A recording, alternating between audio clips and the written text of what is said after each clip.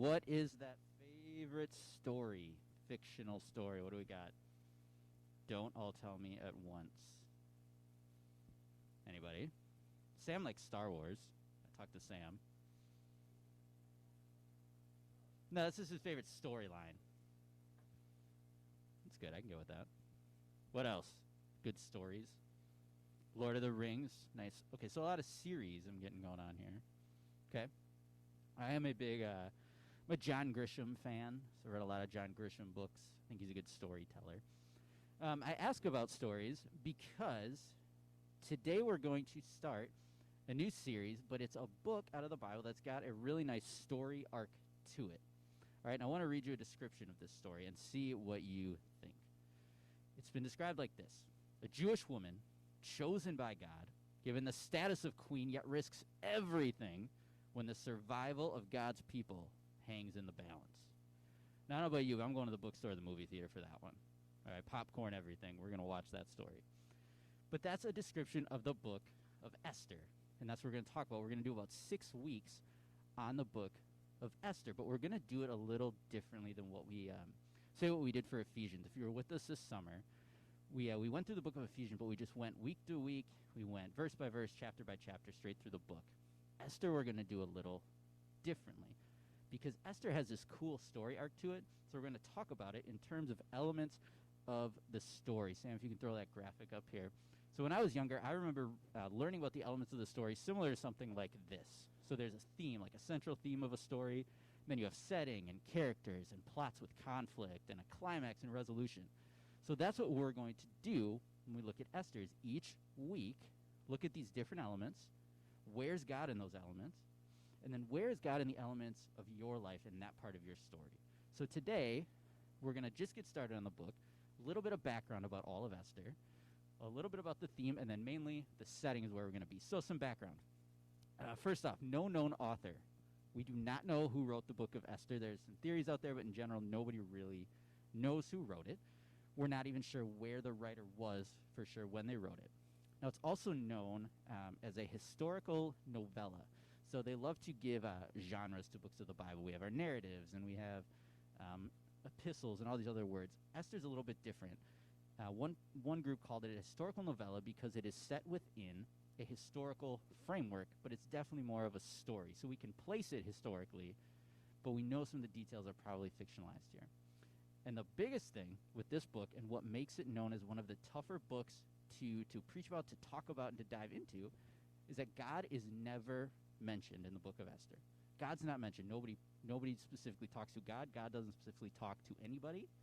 And God actually isn't mentioned.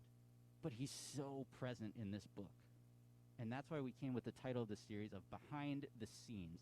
God at work in the story of Esther. So God is at work behind the scenes. Right, so that's kind of the title, the backdrop of Esther. So let's look at the theme, kind of that central theme, the part that overarches this entire book. And there's a lot of, there's again, some different ideas about this. Some will say it's all about God's providence for his people. That totally works. Some will say there's a feast we're going to learn about that still carries on today for Jewish people at the end. Some would say that's kind of what it's all about. Also might work. But when I read it, when I look at it, when I think, man, what is going on in every piece of this? I see it this way. That God's silence is not God's absence. Okay, God's silence is not God's absence. Because like I said, he is not mentioned or vocal in this book. He's not getting prophecies from anybody. He's not parting seas or burning bushes or blinding people to talk to them. None of that. But he is so present. I think of him kind of like, in a way, like a movie director, in a sense. Like, I love kind of old, like, mob and gangster movies. Godfather, Casino, Goodfellas, The Departed, anything like that. So these are directed by people like Martin Scorsese or Francis Coppola, but they're not actually in these movies. All right, Scorsese doesn't show up in The Departed, but we're watching Leonardo DiCaprio and Matt Damon, some of these other people that are in the movie, but we don't see the director yet. They're still so very present and active in what happens. And I kind of see God working the same way in the book of Esther and even in other parts of the Bible.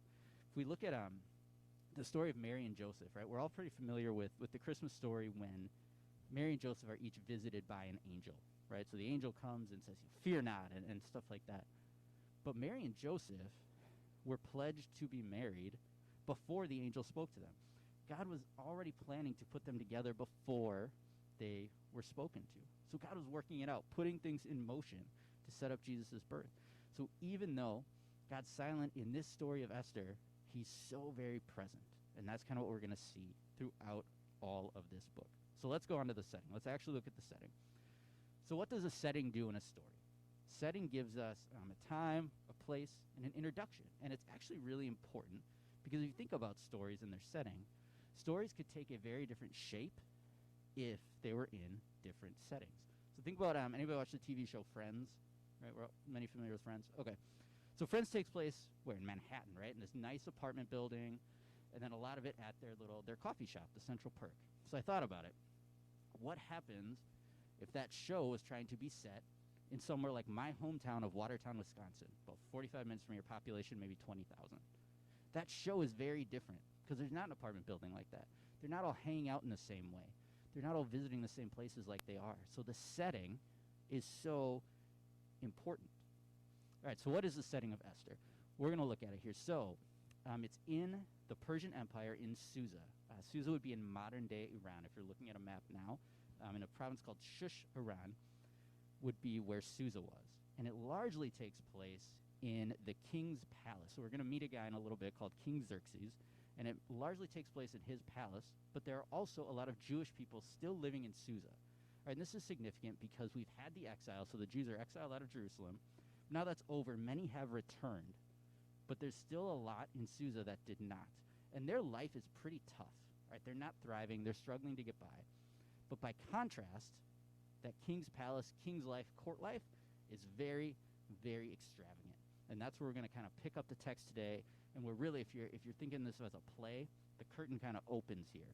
And this is what we would see in this very first setting. It's a huge party scene. All right, so I think of, are you familiar with The Great Gatsby at all, the book or the movie? In the movie, there's a big party scene right away. And one of the producers says that first party was meant to be dazzling and elegant and daring and strange, but always quite beautiful. So it's this huge party scene, and that's what we open with here. So we're going to actually now jump into Esther. Esther chapter 1, we're going to start by looking at verses 4 through 8. It'll be up here on the screen. There's also Bibles on your table if you want to follow along that way. I'll be in the NIV translation. So let's set the scene with this big party. Esther 1, verses 4 through 8. It says this. For a full 180 days he displayed the vast wealth of his kingdom and the splendor and glory of his majesty. When these days were over, the king gave a banquet lasting 7 days in the enclosed garden of the king's palace for all the people from the least to the greatest who were in the citadel of Susa. The garden had hangings of white and blue linen fastened with cords of white linen and purple material to silver rings on marble pillars. There were couches of gold and silver on a mosaic pavement of porphyr, marble, mother of pearl, and other costly stones. Wine was served in goblets of gold, each one different from the other, and the royal wine was abundant, in keeping with the king's liberality. By the king's command, each guest was allowed to drink with no restrictions, for the king instructed all the wine stewards to serve each man what he wished. So we got this extravagant party, and basically what's going on is the king wants to show off. He wants to show everybody how rich he is, how awesome he is, how great he is, and all the stuff he has. There's some thoughts potentially he wanted to drum up some support for maybe a type of military action that's coming. And that's why he threw these giant parties. We're not sure. It says that the king's command, each guest was allowed to drink with no restrictions. That's actually significant because in these days, you drank as the king drank. So whatever the king drank, you weren't out drinking the king. But in this one, he's like, nope, open bar, let's go. You guys have everything you want. But he's not done. He has a final act of kingly showmanship. And this sets up where we really need to go. So we're going to look at verses 10 through 12 to see King Xerxes' final big try of showmanship at this party. All right, so verse 10. On the 7th day, when King Xerxes was high in spirits from wine, that means, by the way, he is happy drunk, is what that means. All his friends are too, by the way. He commanded the 7 eunuchs who served him, Mehuman, Bistha, Harbona, Bigtha, Abagtha, Zethar, and Carcass. Go ahead and name your kids that and let me know. That would be awesome, any of those. To bring before him Queen Vashti, wearing her royal crown, in order to display her beauty to the people and nobles, for she was lovely to look at. But when the attendants delivered the king's command, Queen Vashti refused to come. Then the king became furious and burned with anger. So his final act of showmanship is to show off, in essence, what he believes to be his trophy wife. All right, she's supposed very pretty, very nice to look at, and he wants her to come out and parade herself in front of him and all of his drunken friends, and she refuses. Go figure, right?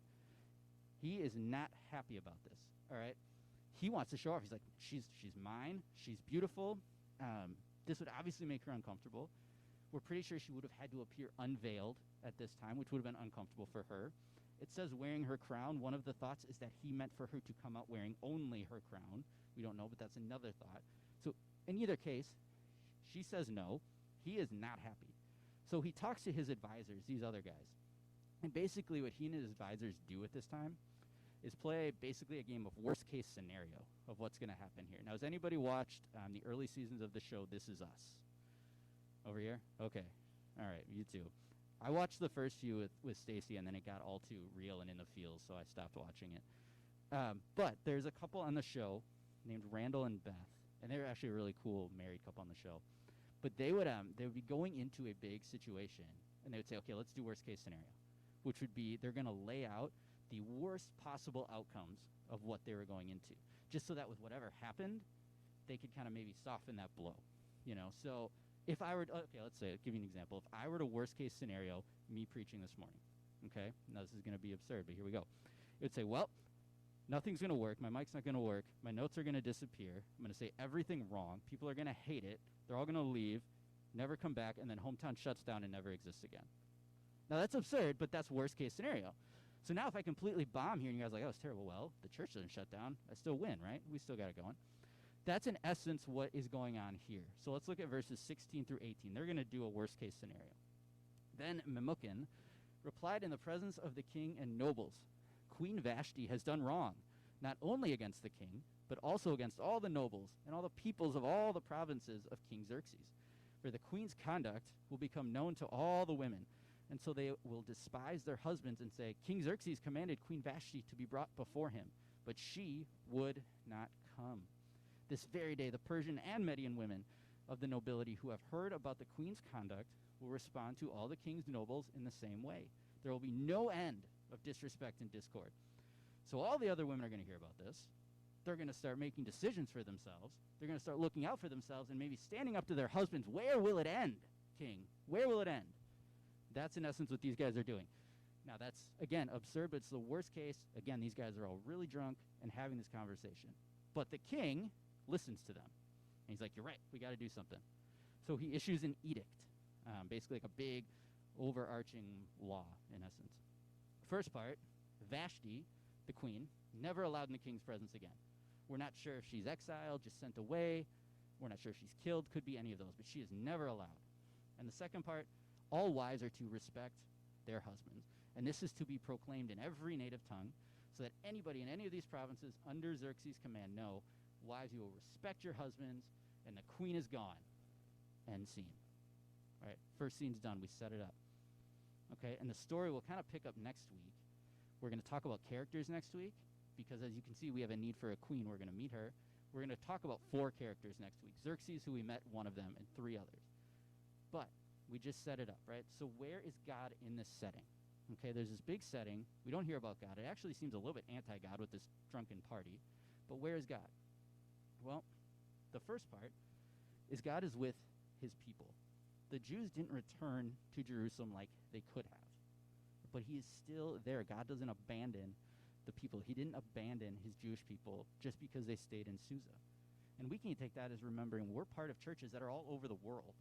God doesn't need us all to be in one place to be with us. He doesn't need us to be in one city, one state, one country. It doesn't matter. God is with his people where they are. So God is in the setting with the fact that there are Jewish people living in Susa. And God's in the king's courts. And that one sounds weird because this again seems, King Xerxes doesn't seem very godlike. Neither do a lot of his friends. But I think what we can learn from this, and we're going to see it as we keep going, is how God can work through systems, even broken systems like the court system here in King Xerxes' palace. God can work through our government, through our nonprofits, through anything like that. Is he always going to do it? No. There might be times where we butt up against those. But there's also times where God will work through those things. God can take something broken and use it because he's more powerful than those systems. And that's what he's going to do in the king's court as we see it go forward. So God can work through a broken system even though he doesn't approve of it. And then the big spot. God is in a need. There is a need now in this court for a new queen. There's a need for royalty. Vashti's gone. Somebody has to come in. The king's not staying single. All right, somebody's coming in. So God's going to be in this absence and in this need and bring in a different kind of royalty than we've ever seen before. Somebody's going to do things maybe a little bit differently, have a different feel. And as I was thinking about that, man, that sounds a little bit familiar to another story. And when Jesus came when we needed a new leader. We needed a new king, and God was there in that need. Jesus was unlike anything that anybody had seen. He wasn't what people maybe expected him to be. But he came out of a need. So God was in the need. He sent Jesus when people needed Jesus. God's in the need for this new queen in Susa, and we're going to get to that in the coming weeks. So a need in your setting can be a need for God. So if you look around your setting and there's something missing, there's something needed, that might be where God's going to show up for you or for somebody else. So as we think about it, and we kind of tie up the setting piece today, what is your setting? Do you look around at it? Do you think about it? Do you take the time to see where God has placed you? The city, the neighborhood, the job. And I'm not even talking about the people around you yet. Just the setting. I can tell you, I don't think about it all that often. I've lived in Madison since 2004. I haven't thought a ton about what's really my setting, 'cause I'm so focused on everything else. But take a minute and look back at it and see just where God has placed you. Is there a need there that maybe God is working to fill? Can you see God in your setting? Do you look for God in your setting? And I think that's stuff we can talk about this week at our small groups. What is your setting? Has your setting changed over the course of your life? A lot of you have probably moved around. But how can we see God in the setting as we see God in the setting of Esther? So remember, a need in your setting might be a place for God to show up and do something. Let's pray. God, we thank you for this morning, that we could come here, first off, God, to this incredible new space that we'll be able to be in, God, and to worship you and to talk and to grow, God. And God, thank you for this story of Esther, God, that even though you're silent, you're not talking, God, but that you're so present. And God, we thank you for that in our own lives, that at the times when you maybe seem silent, God, that you are still there. And God, I pray that we would be aware of our setting, aware of our surroundings, and just to see where you are in those, God, and to see where you might fill needs or grow things, God, just in those settings. And we thank you for that. In your name, amen.